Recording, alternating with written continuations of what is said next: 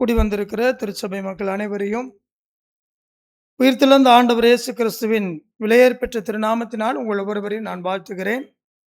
புதிய உடன்படிக்கை என்று அழைக்கப்படுகிற இந்த கர்த்தருடைய பந்தி, ஆண்டவராயிருக்கிற இயேசு கிறிஸ்துவானவர் நமக்காக கல்வாரி சிலுவையிலே தம்முடைய ஒப்பற்ற அன்பை வெளிப்படுத்தும் விதமாக அவர் நமக்காக தம்மையே, தம்முடைய சரீரத்தையே அவர் கல்வாரி சிலுவையிலே நமக்காக ஒப்பு கொடுத்தார்.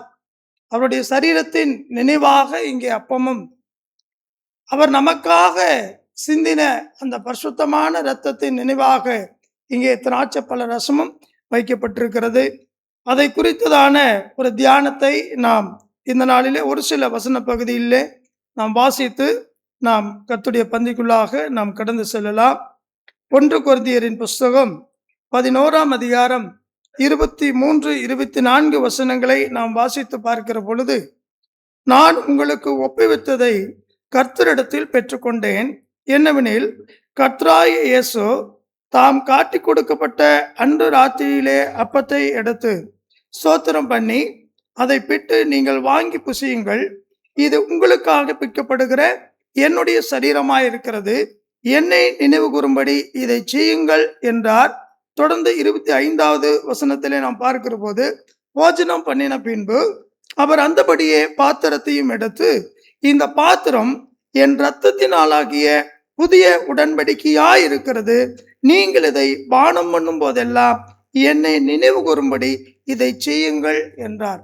ஆக நாம் கவனித்து பார்க்கிற போது இந்த 24வது வசனத்திலும் 25வது வசனத்திலும் நாம் பார்க்கும்போது இதை செய்யுங்கள் என்று ஒரு கட்டளை நமக்கு கொடுக்கப்படுகிறது.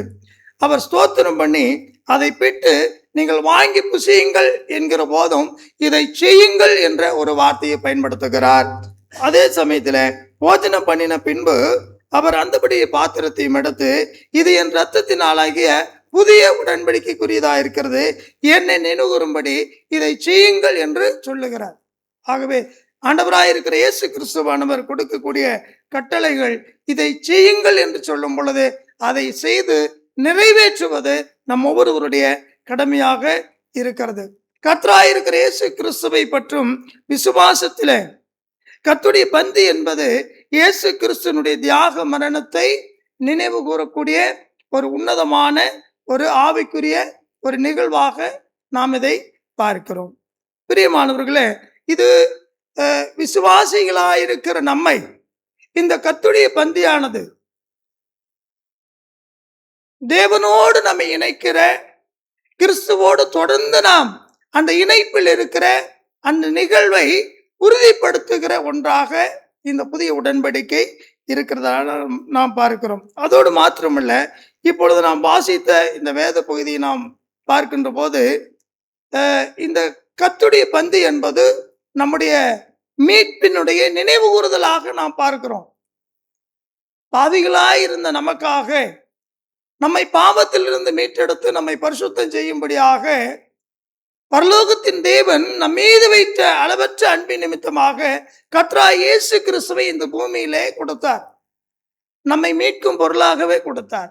இழந்து போனதை தேடவும் ரட்சிக்கவுமாக ஆண்டவராயிருக்கிற இயேசு கிறிஸ்துவை தந்து நம்மை மீட்டெடுத்து கொண்டார். ஆக இந்த புதிய உடன்படிக்கை என்பது ஒரு மீட்பின் நினைவு கூறுதலாக இருக்கிறது. இரண்டாவதாக, இந்த கர்த்தருடைய பந்தி நமக்கு எதை அறிவிக்கிறது என்றால், ஒரு ஆவிக்குரிய ஐக்கியத்தை நமக்கு வெளிப்படுத்துகிறது. சபை கூடி வந்து நாம் இதிலே பங்கு பெறும்போது ஒரு ஆவிக்குரிய ஐக்கியம், நாம் எல்லாரும் இந்த ஒரே அப்பத்தில் பங்கு பெறுகிறபடியால் நாம் அனைவரும் இயேசு கிறிஸ்துவினுடைய சரீரத்தில் இணைக்கப்பட்ட அவயவங்களாக இருக்கிறோம்.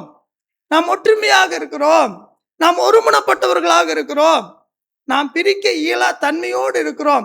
பிதாவானவர், ஆண்டவராகிய இயேசு கிறிஸ்துவானவர், பரிசுத்த ஆவியானவர் அவர்கள் எப்படி பிரிக்க இயலா தன்மையோடு அவர்கள் தேவத்துவத்திலே ஒன்றாக இருக்கிறார்களோ, அதே போல இந்த புதிய உடன்படிக்கை நமக்கு என்ன அறிவிக்கிறது என்றால், இதில் நாம் பங்கு பெறும் போது நாமும் அவர்களைப் போலவே அவரோடு கூட உள்ள உறவிலே நாம் பிரிக்க இயலா தன்மையோடு அவரோடு கூட நாம் இணைந்திருக்கிறோம் என்பதை வெளிப்படுத்துகிறது.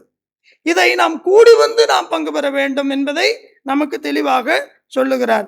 எபிரேயர் நிருபத்திலே சொல்லும் பொழுது, சபை கூடி வருதலை சிலர் விட்டு விடுகிறது போல நாமும் விட்டு விடாமல் என்று சொல்லுகிறார்.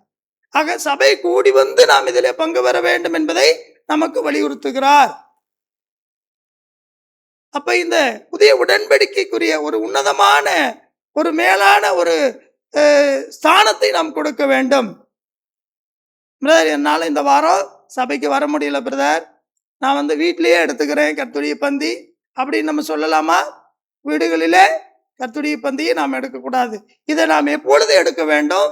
நாம் எல்லாரும் சபையாக கூடி வந்து தொழுகையிலே தேவனை துதித்து ஆராதித்து அவருடைய புதிய உடன்படிக்கையிலே நாம் பங்கு பெற வேண்டும் என்பது நமக்கு கொடுக்கப்பட்டிருக்கிற கட்டளை. மூன்றாவதாக நாம் பார்க்கிறோம், சபையில் உள்ள மற்ற எல்லா விசுவாசிகளுடனும் நாம் ஒரே குடும்பமாக இருக்கிறோம் என்பதை இந்த புதிய உடன்படிக்கை நமக்கு வெளிப்படுத்துகிறது. நான்காவதாக, சுய பரிசோதனை செய்து நாம் இதிலே பங்கு பெறுகிறோம் என்பதை நமக்கு இது வெளிப்படுத்துகிறது. நம்மை நாமே நிதானித்து அறிந்து இதிலே பங்கு பெறுவதற்கான ஒரு வாய்ப்பை தேவன் நமக்கு கொடுத்திருக்கிறார். பாவ மன்னிப்பை பெற்று பிறர் மீது உள்ள கசப்புகளை நீக்கி பரிசுத்தமான மனநிலையோடு நாம் இதில் பங்கு பெற வேண்டும் என்பதை நமக்கு சுட்டி காட்டுகிறார். அதைத்தான் நாம் இங்கே படிக்கிறோம்.